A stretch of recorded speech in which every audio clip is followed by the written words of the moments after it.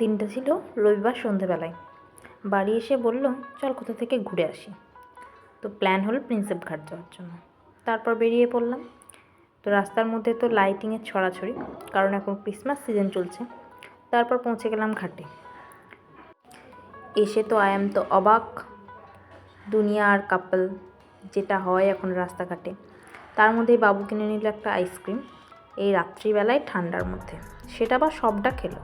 আমি বললাম আমাকে একটু দিচ্ছিল না, কারণ এখন বুঝে নিচ্ছে দিলেই বেশি খেয়ে নিচ্ছে মা, ওই কারণে দিচ্ছে না। তো যাই হোক, কিছুক্ষণ ঘোরাঘুরি করলাম, কিছুক্ষণ নয় অনেকক্ষণ ঘোরাঘুরি করলাম। কিছু রিলস বানালাম, কিছু ফটো তুললাম, আর চোখ দিয়ে অনেক কিছু দর্শন করলাম। তো যাই হোক, তারপর গেলাম খাবার স্টলগুলোর দিকে। সেখানে তো এত ভিড়, পা বাড়ানোর জায়গা নেই। খাওয়া দাওয়া করলাম, তারপর আবার চলে এলাম বাড়ি।